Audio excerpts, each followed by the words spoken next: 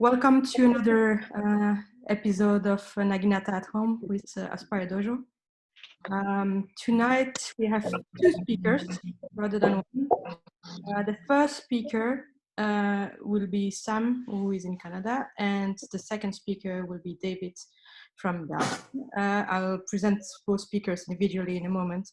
So, well, when I contacted Maria a couple of weeks ago, she suggested that we have a look at what they are doing with their team, because they run a workshop for the Canadian team, and Sam has accepted to run a session of that workshop that they give their team for us, or for everyone really, who wants to connect and share the experience. So first session starting now is going to be with Sam Zhou. He's Hello. in Canada, and well, whenever you're ready, over to you. Okay. Hi everyone, how's everyone doing? Good. Yeah. Oh, there's a very loud sound. Okay. Give me 1 second. All right. Okay. So I'm from the Miguel Naginata Club in Montreal. And like I've been running this workshop on Naginata, Budo, and motivation with mostly McGill people, but also open to like anywhere else in Canada. So today, well, I'll go over some of the things we've been talking about, which is what motivation is, how that relates to Budo, and some strategies for helping us stay motivated during like this time where everything's kind of optional. And some of these involve goal setting, self-control, planning, and strategies for when you run into some obstacles sometimes. Right. So before we get started, I just want to ask if anyone has a kind of definition for what motivation might be, or what do you think motivation is or consists of? Just one thing, I have muted everyone, so oh, okay, right. if you want I to meant... speak, unmute yourself and then mute yourself again, so we don't have interference. So feel free to respond, but you need to unmute yourself, just so you know. Right. Yeah, I'm trying to run this as more like a discussion kind of workshop. So okay, so I'm going to unmute all then. Yep. There you go. About that.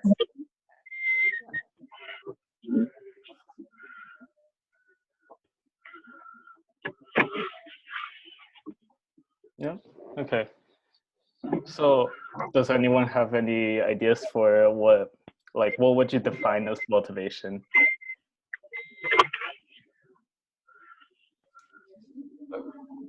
Right. Okay, so it's like some might define it as having the energy or the drive to do something, or is a desire or interest. These are all things that can drive you to want to achieve something. There's also some more external factors like incentives, or if you want to do something for a reward or avoid like like working, you might be doing it for like the money incentive, or like avoiding getting fired. That's like also like a drive to work. There's also social consequences, is things you do for image, right? These are all like factors that can affect our motivation. So for now, I like us to focus on the things in green, which are more of the internal factors. And truth be told, these are the things that motivates us the most, and will continue to motivate us when the external factors are gone. So how does this relate to Budo? So the Buddha we know today kind of appeared to have developed around the late Meiji and early Taisho period, which is around the early 1900s. It's a period where Japan's kind of developing and like incorporating a lot of things from older ideas, such as Confucianism about learning improvement, into a concept called Budo. And while during this process, Japan's been going through a rapid modernization. So there was an intense pressure to change and improve. And as society is improving, this kind of also turned inwards towards the individual. People need to improve for the entire society to improve. So this idea stuck that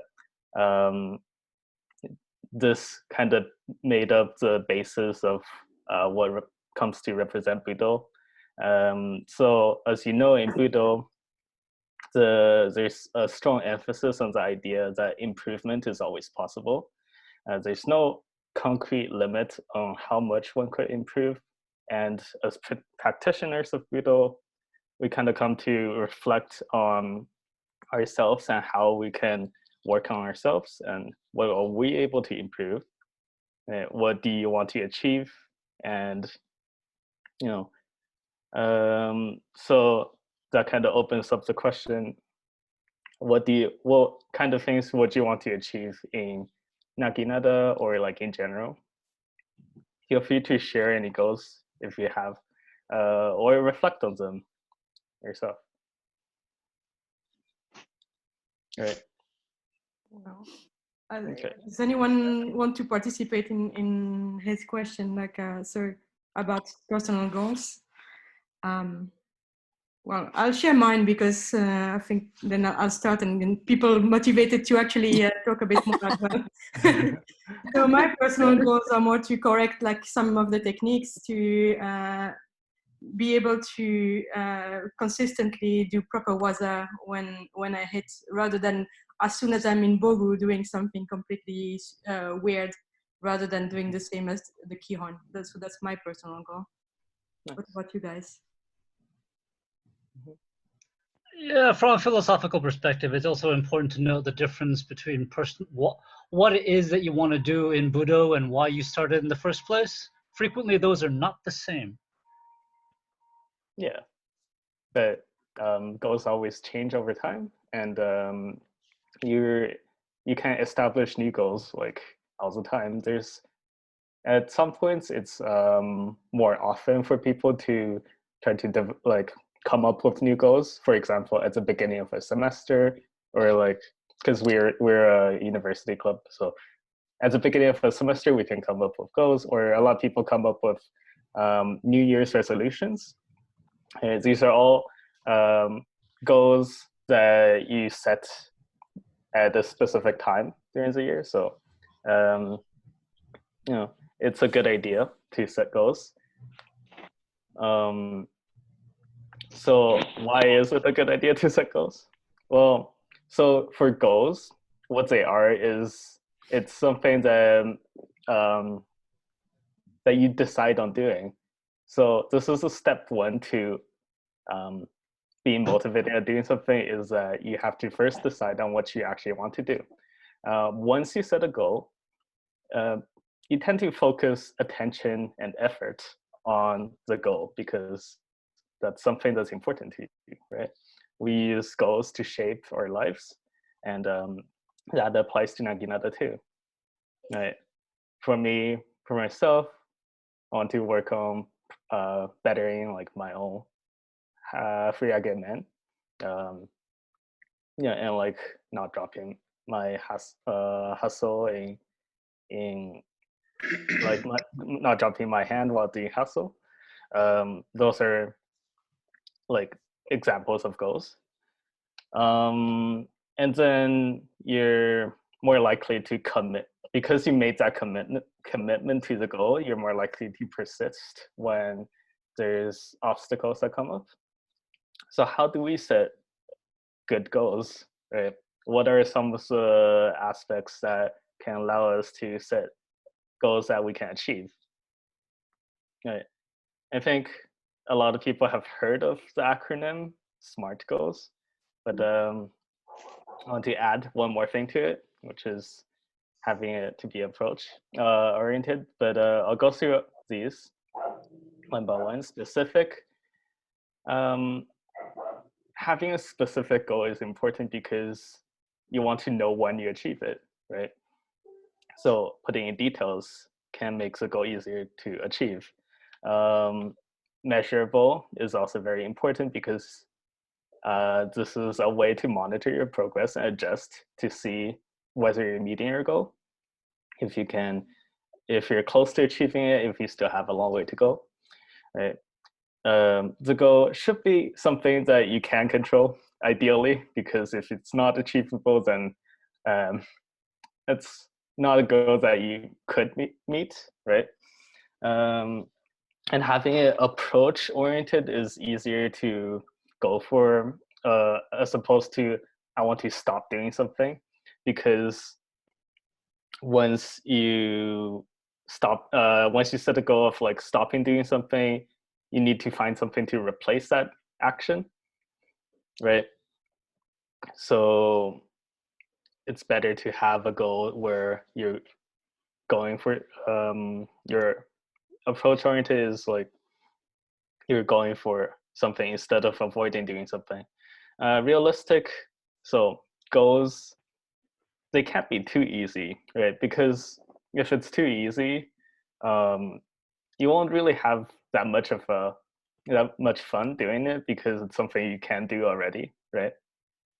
So make it challenging, because challenging goals feels good to achieve a goal that's challenging, right? And importantly, also the goal should be time framed, because you want to set a timeline to achieve the goal. Otherwise, when do you start, right? And when should you achieve the goal, right? So these are all important factors to consider. And how do you reach our goals? So two of the more important things I highlighted in the last slide were standards and monitoring. So standards need to be clear and specific, because you want to know exactly what you need to do to meet that standard to achieve the goal. And then the more detailed the standards, the better. Monitoring is a way that you can use to adjust your performance and monitor how you're doing, right? So one example is using a mirror in Naginata. If you can see yourself doing the movement, you can monitor if you're doing the movement correctly, right? Your teammates, other people in your club are also people who can help you monitor and give you feedback on if you're meeting your goal, right? And then one last thing is self-control strength, which might be the most important part of this. So we use self-control strength not just for avoiding distractions, but also when we want to do something that's not very pleasant or making decisions. Right, self-control, I like to think of it as a limited resource. And sometimes it gets more difficult. Sometimes you get more tired or stressed. And having a long day or having interpersonal things to deal with, it might drain a lot of your self-control strength. So approach is to think of self-control as a muscle, which can get stronger with practice. And even doing small things that require a bit of self-control can help you develop the muscle for self-control strength. And it makes it easier to do things. It can get tired though sometimes, and you have to let it rest sometimes. So what are some of the common problems we run into when we try to achieve, when we pursue our goals, right? Does anyone have any examples of problems that you might have personally experienced when repeating past mistakes? Wait, could you repeat that? I said repeating past mistakes. Right. What are some of the mistakes? Sometimes the position of the hands or of the feet. That I thought that I fixed it, but after a few months they come back. Right. Because I stopped paying attention to them, and then muscle memory kicks in. So yeah, sometimes you might forget that was a goal, right? And then you remember it, right? So that could happen. And then what about like goals, like if you want to exercise or stay healthy, or like some more general goals, or something you want to do, right? What are also some other problems that you might run into sometimes?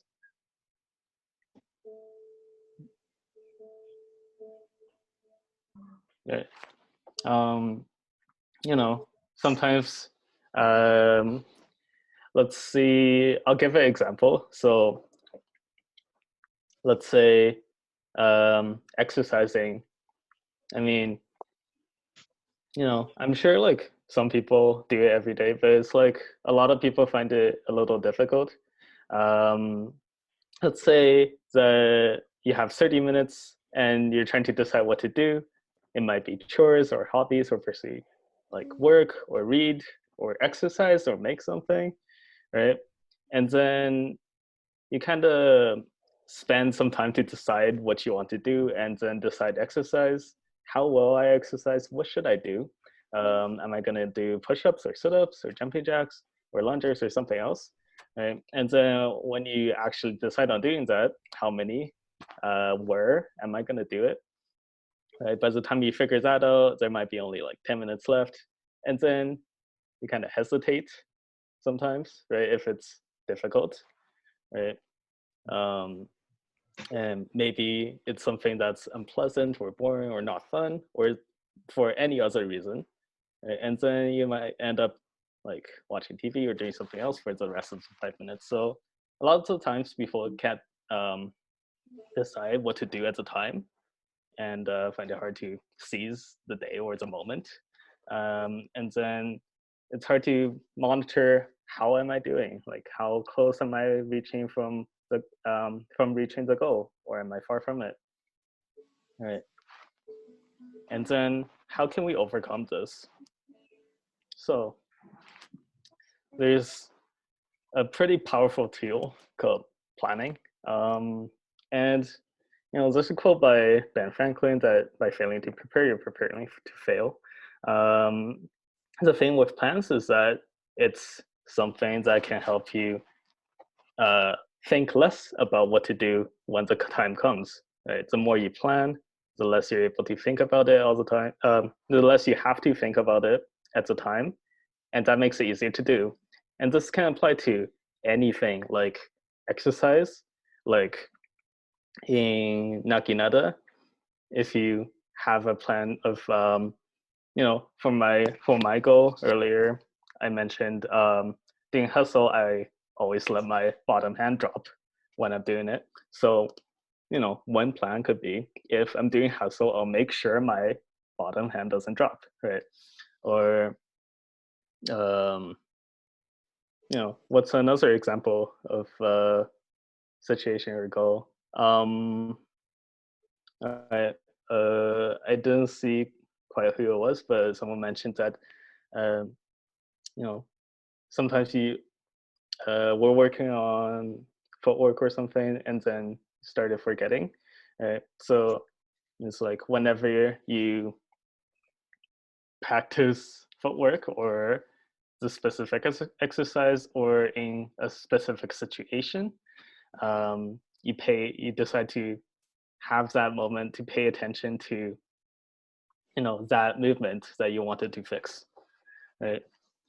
And if a goal is challenging, then the task probably will be difficult. It might be unpleasant, and it's normal to have distractions, right? Competing goals, or sometimes you might even just forget. It's also normal to feel reluctant about it sometimes, but it's harder not to do it when everything's ready to go. So for plans, right, it's a good idea to make it as specific as possible. So who, what, when, where, why, how. But you already kind of know the who, what, and why. So all you have to do is come up with where to do it, when to do it, and how to do it. Right. Why does this work? Some people call this a formation of instant habits. So when there's a cue, the if part. For example, I want to exercise every week at Tuesday at 5 p.m. Right. So when the time comes, that's a cue for you to get going. Or just after I brush my teeth in the morning, I'll do a set of footwork exercises. Right. And then when that time comes, when the cue comes, you perform the action. That's the then. And then, something like I will do 10 push-ups every time it's Tuesday at 5 p.m. Right. So yeah, strategies for obstacles you might run into when you need to get a push to get going. Try to think about the reason why you're doing it. Right. When the time comes to, whatever time you set to exercise or practice something from Naginata, remember the reason why you're doing it. It's probably different for everyone, and focus on what you might miss out on if you don't do it. Right. When the task looks daunting or very complex or new, think about exactly what you need to do. So try to break it down as specifically as possible to individual tangible pieces. Whether it's distraction, is kind of the same as when you need to push. Focus on what you miss out if you don't achieve that goal. And if in some more difficult moments or when you're tired or struggling, right, try to keep the amount of self-control you need to a minimum. So something like once you get going, it's like easier to continue going, right? And then focus on the why, the long-term reasons, the long-term goals, and remember to monitor how you're doing, right? So summary for today, intrinsic goals tend to last longer and are more motivating. Goals help us give direction to what we do, and then we can achieve more goals using standards, monitoring, and respecting our self-control strength. Plans can help us overcome obstacles, and different strategies can work better for different situations. So, are there any questions?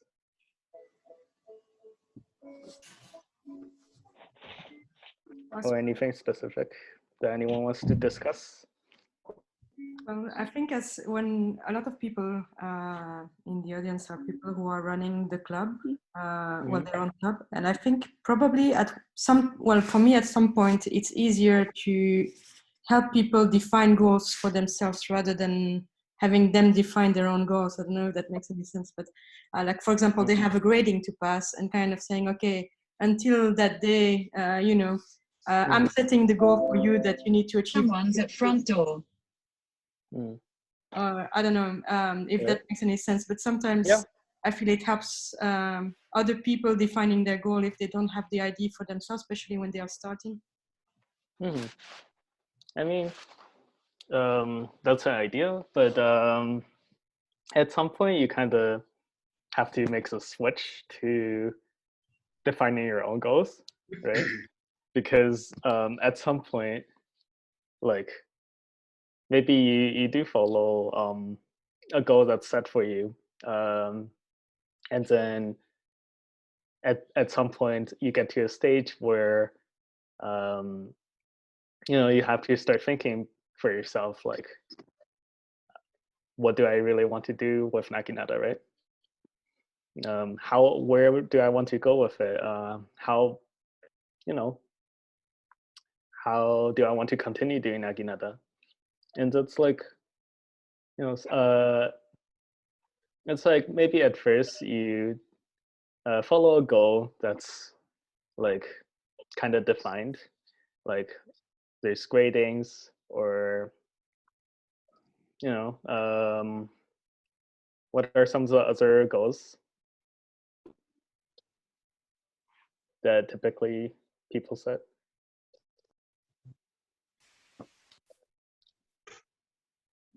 Anyone? Well, I think that this. Oh, someone else was speaking. Did someone else start speaking? So I was going to say, yeah, I understand what Sam is saying. But I think that, yeah, that's okay. So my question is more, how do we motivate people to continue doing Naginata? That's a different thing, you know, because like you said, there's a point where people have to, they kind of, there's a switch in their mind and they decide, okay, so what do I do now? And in like we all know, most of the times what we do now is quit. So I think that's a very difficult thing. Like the dojo itself has to have their own goals. Each person has to have their own goals in the dojo also. But the if we have any idea or if there's any studies or any pointers that you can give us or about these self-motivation of practitioners to allow them to continue longer doing practice without quitting. Right.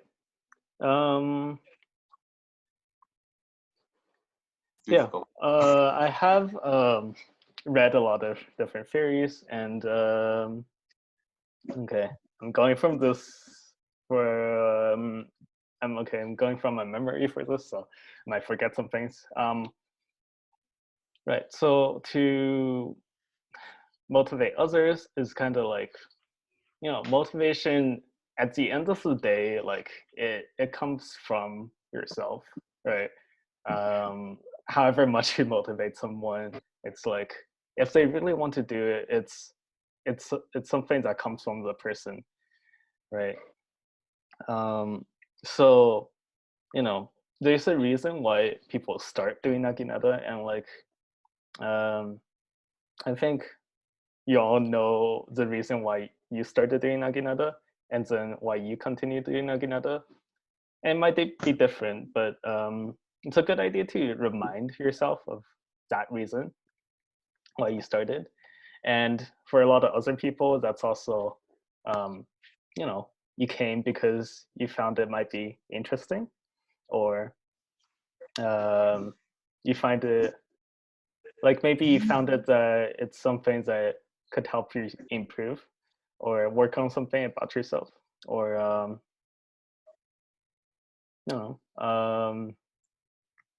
or maybe like you wanted a community or, you know, people to practice with or connect with, right?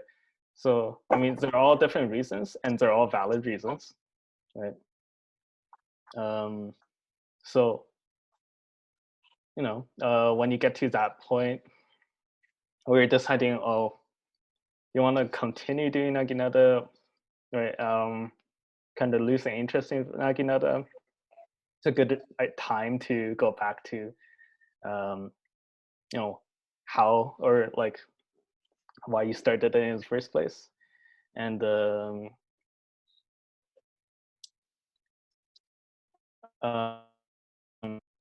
so there's an idea that autonomous reasons are like what motivates people to continue pursuing something. The idea is that, you know, when people have a reason, when people come up with a reason that to do something because it reflects them, reflects like who they are, or you know, it agrees with what they want to do, then it's likely for people to continue pursuing that, right?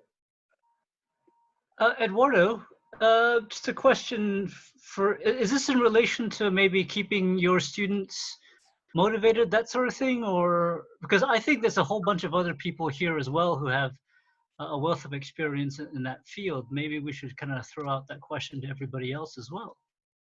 Yeah, my question is essentially, it was what Sam will essentially confirm what in a sense, what I also think, but I want to hear opinion from other people, of course. But yeah, essentially, in a way, people are motivated by themselves. You can help, but they make their own decisions, and there's not much that you can also do from, because people either identify themselves with what they are doing or they don't, and if they don't, they normally stop. And finding ways to help people remembering what they wanted to do and why they started is also difficult. Kind of the piece of what I got from what Sam was saying. I don't know if I got it right. Because I think the other part of the coin is that we could also read the room, right? So in order to motivation is at some point someone has to do it themselves. Sure, I completely sympathize with that, but also to an extent there's an element of being able to understand the people that are in front of you. Empathize with their situation, perhaps read the room, find out what motivates them. Not like overtly asking them, "Hey, why did you come here?" That might help actually sometimes, but a little empathy with people, being able to understand your audience, being able to understand the people who've shown up, what kind of an audience they are. That also helps out, right? So in terms of keeping other people motivated, self-motivation is great, but I think, as Sam said, it's a limited resource. So it would make more sense as well to come at it from as many angles as possible. So if you take a little time to know who showed up, why they showed up, could be the silliest of reasons that don't seem very practical at that point in time, but a reason's a reason for anybody, right? So if someone joins Naginata because they play a lot of Fire Emblem, that's as good a reason for anyone as anything else. And we have to kind of understand that and go, okay, they were into that before, and then maybe if that's the reason why they showed up, and then maybe we should you might want to empathize with that and perhaps connect with that kind of motivation. It may not be one that you agree with, but understanding it a little bit more allows you to understand the people that you're trying to reach out to. And I think that's a very handy thing that we haven't really talked about in terms of motivating from the instructor's point of view. Yeah. And I think there's nothing wrong with asking questions like that. Like, just asking people like, what about it is what about Naginata that they like right now, or it might have been different before, right? So in psychology, there's like kind of 3 basic needs that a lot of people pursue, like psychological basic needs. These are competence, relatedness, and autonomy, right? So these are people things need. Also, I think my Siri went off. So people like to feel related in an environment. So creating an environment that makes it easier for people to meet the need of relatedness. And people have thought that it's a basic desire for pretty much everyone to want to feel competent in what they do. So there's the intrinsic desire to get better, right? To find a situation that makes it challenging to, continue, try it out, and figure out how to improve. And then that whole process is, probably challenging in and of itself, right? But creating an environment where people can, find a way to improve, right? And approaching it from their own autonomous desire, or their own desire to do the activity because they find it interesting or fun, right? And then a way to support that by using autonomy support, which is what Desmond said, like essentially being empathetic, knowing where people are coming from, and encouraging that part of it, right? And then putting that emphasis on it, people might start setting their own goals, right? It's interesting, I think, what you're saying. More like, what if people setting up their own goals would be more motivating for them, and they would feel more involved maybe into continuing rather than us setting the goals for them and them just passively following the program. I don't know. It's really an interesting question, and yeah. Whenever we are out of this crazy situation and lockdown, I think it would be a nice thing to try to implement, to see if people setting their own goals would be something that they would find more appealing and more motivating for themselves, rather than us just making the program that we think would be best for them. Yeah, it's really interesting. Yeah, and another part of it is that, you know, the more autonomy supportive environment is, the more people can be autonomous, which is implied. But the opposite is always also true. Like, if people are autonomous, they have their own goals, it's easier to be able to support the autonomy of people who, you know, are autonomous already. So it's kind of like a upward spiral, right? And then, yeah, it's like, if you have your own goals, you process it more, you think about it more, you start thinking about like how you can improve, how you can meet your goals, right? And it's like, it's also important to acknowledge that, like, when you set goals, like, it might not always work out, like you might not always reach it, and that's okay, right? That's part of the process, and like, that's why, you know, we have something like Naginata, is somewhere where you can constantly try to find ways to improve, right? Find ways to meet challenges, right? It's always going to give you a challenging situation. There's always ways to get better at it, right? There's no cap or limit on improvement in Naginata, right? So it's kind of like essentially a lifelong process where you start doing Naginata and then you just progress, right? It's, you know, everything about it is like part of a journey. So I think that's a good way to approach thinking about Naginata. If I'm allowed to add a few things, so I've listened to all that was said, and I think it's very interesting. I also think it's very very, very overall. There are a lot of details that we can get into. It's like a really interesting world to explore. I think the entire issue of motivation.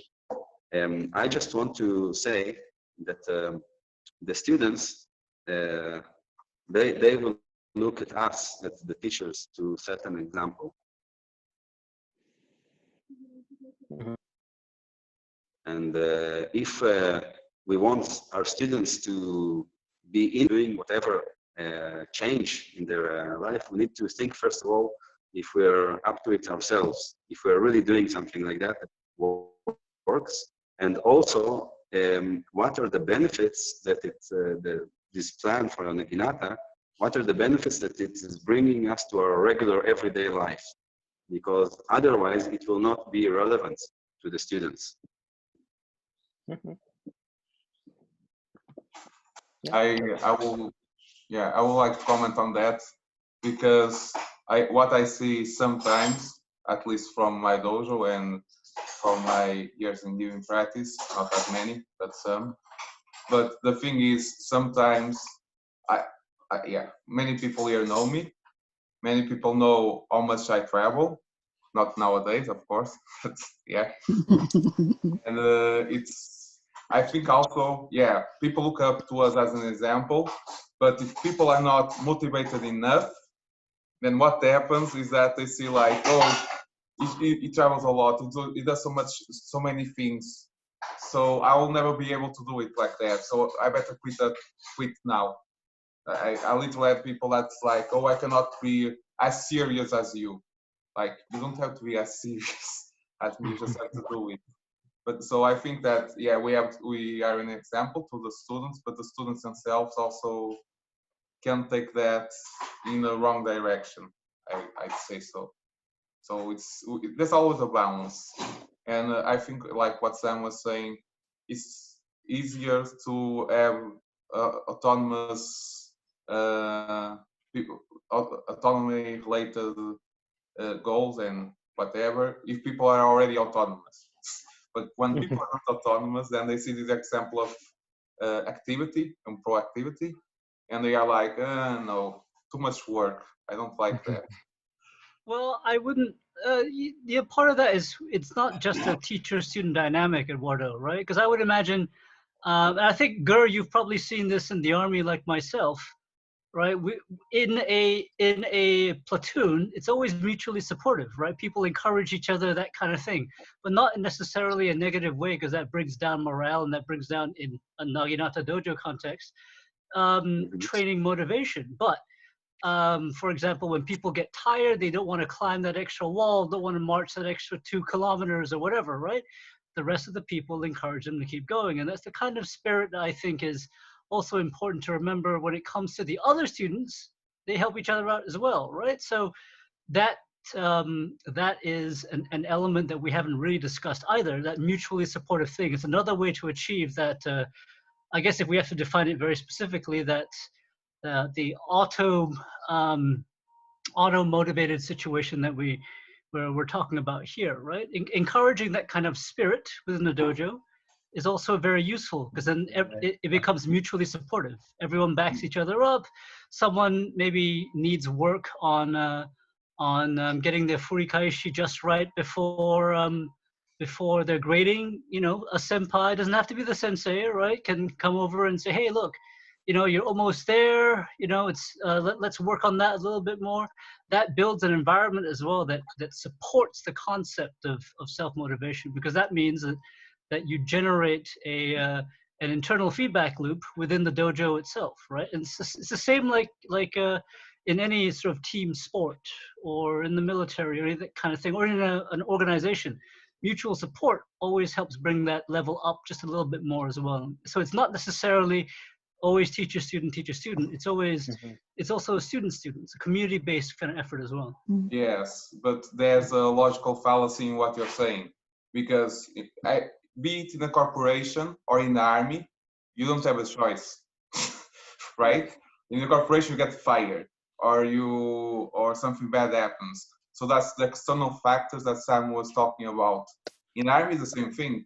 You don't like, it's the same thing as when you have a peninsula, a country that's in the peninsula, or when countries are also, especially medieval time, not nowadays, but it happened in the past, when people are like settlements that are outside of external influences, they have to get along with each other. And that's kind of one of the reasons why Japanese Seiryo was invented, and One and Tatemai and all those things. And this is also related with the same thing. In the army, you cannot harbor bad feelings against each other, or otherwise you might end up dead. It's a real scenario. So the difference with being in the army or in real battle or in work where you don't want to have a punishment or something like that, is in the dojo, it's your choice. So you cannot be supportive to someone that doesn't show up. You cannot be supportive to someone that doesn't answer messages on Facebook Messenger or whatever. If you cannot reach someone else, or if people are like, because this is the fact, in every other thing that you mentioned, people have to be there. and there's no way to escape communication, face-to-face dealing with each other. In a dojo, or in normal practice, you just don't show up. You don't show up anymore. Like when people go to, that's why I think like nowadays gyms or sports hall in general are very convenient. You do your own schedule. You show up, it's okay. You don't show up, it's okay. You do whatever you want, whenever you want, however you want. So that's the smart thing that was mentioned. So so we have a goal. Okay, you have your own goal. You can do whatever you want. But in terms of Budo, sometimes it's difficult because, especially compared to other activities, because people will always compare. So you can do something that's strict. You have strict deadlines or strict training times. Normally, because we have to work and do other stuff, right? So we have strict deadlines and can only do practice at this time.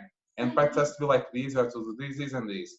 And then you have your gym membership. You can do whatever you want, whenever you want. And if you don't show up, nobody cares.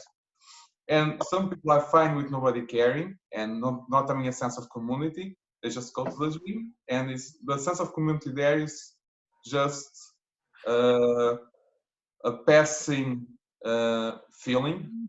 So you get along with that and that other person, but it's okay if I don't see him the next week.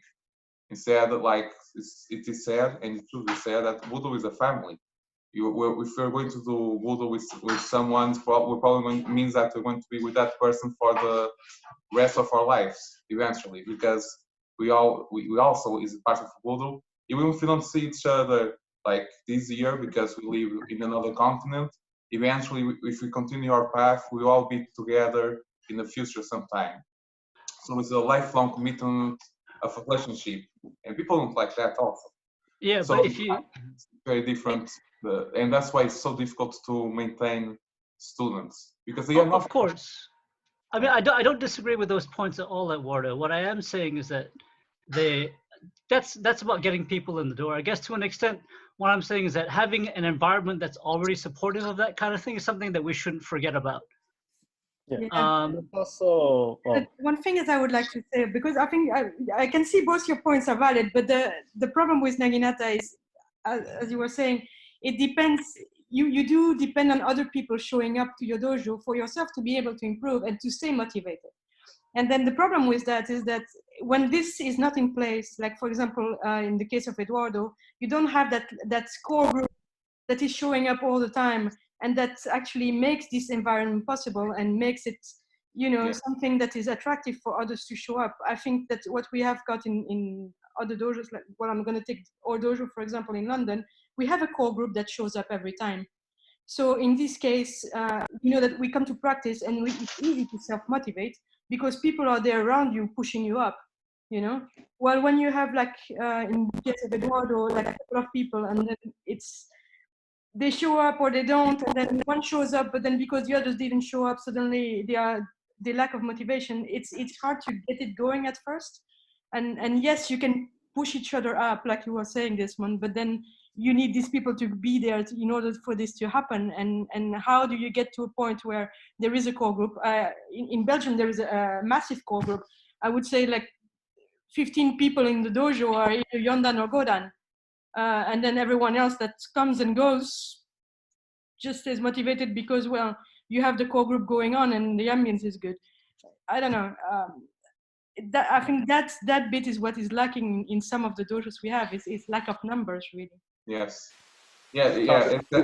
People. I have people saying that they don't want to practice on a place that has so few people, but then if they don't join, then there's still few people. So you don't have numbers because you don't have numbers. So it's exactly the thing. You have to give them objectives that if they don't come, such as if they want a grade or if they want to participate to a tournament, they have to come to the dojo. If they don't come, they won't be able to do this. Yeah, but they don't care. Why will they care about competition? Part of it is like with building a community is that, like, it's also a good idea to just share goals, right? Like if you come up with your own goals and then you share them, and there's something that's like nice and that people think it's like it would be something like that's fun to pursue.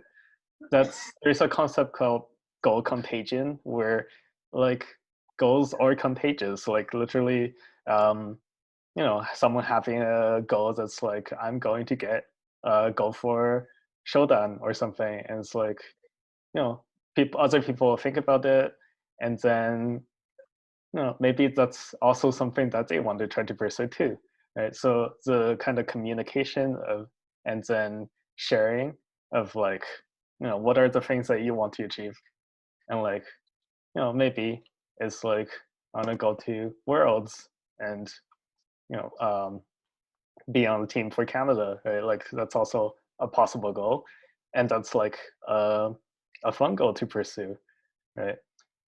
And it's like, obviously it's challenging, but like it's something that you can get behind, right? Like, yeah. So, talking to people, sharing goals, and then really figuring out like what they actually want. Like you talk about like how, there's some environments that are like more controlling, and then there's some environments where it's like, more like allows you to like make your own choices, right? And then people tend to like the environments where you can make some choice. So it's like, even if there's some things that you think are important and like that like people should focus on, that's fine. It's like you can get creative in like what you let people choose, right? It's like asking, come to practice, but like what exercise do you want to work on? What do you want to focus on today, right?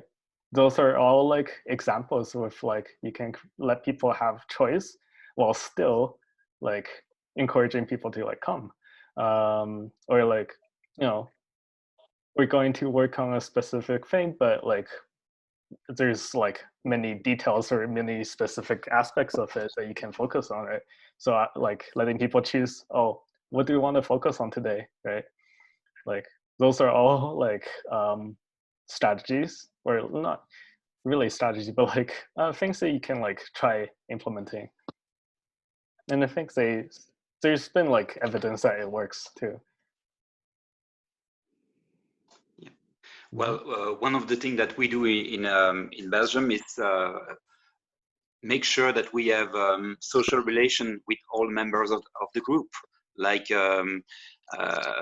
having a moment after the dojo, so that we discuss and have a good laugh at least once a week. And some people are sure to come just for that moment.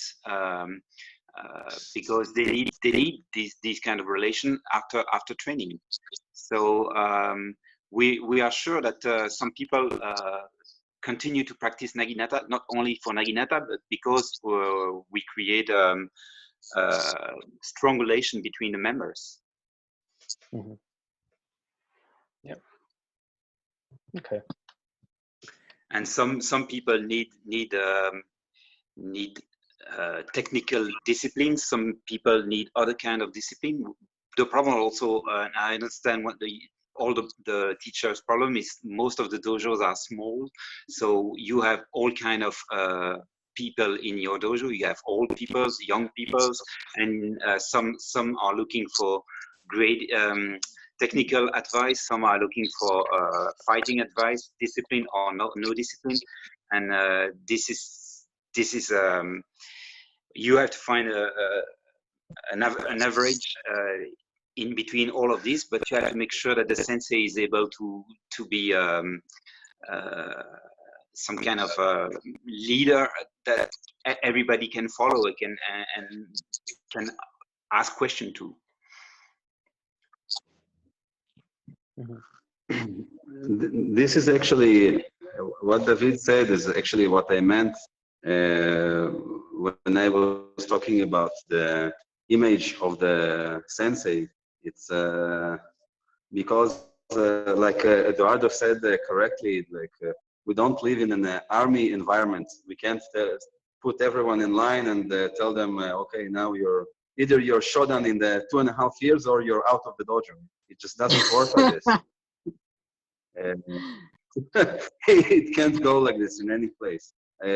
But what I meant is that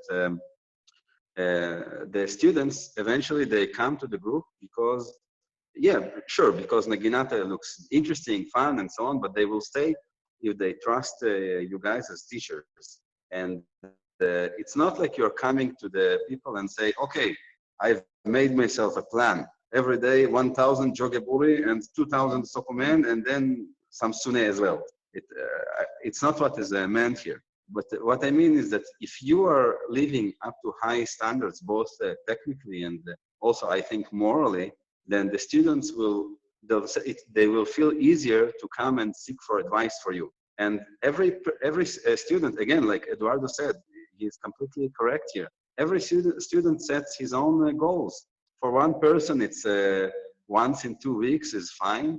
For another person, he wants to be in competition. Another person wants only kata, I don't know. That's totally fine. Every person can do whatever he wants. We don't live in a forced society. But the sensei should be at a high level so that the people will see, okay, I need something, and I think that the sensei knows how to get it. So I will go and ask him. I think that's the basic here.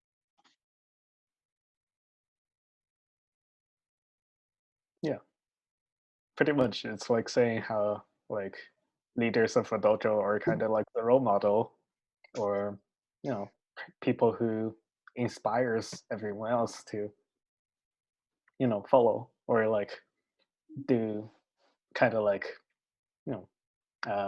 what they set out to pursue for themselves. It's so like, yeah, sharing again, like what are your own goals with everyone is like a way to like inspire people and like encouraging people who have goals to share them too. So maybe someone else will catch the inspiration and come up with something for them.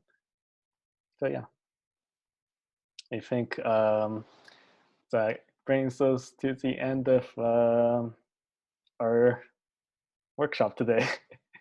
All right. Yep. And there's some like further reading if you want to read. But yeah. Well, thank you very much, Sam. Thank you very much, Sam. That was really cool. Thank you.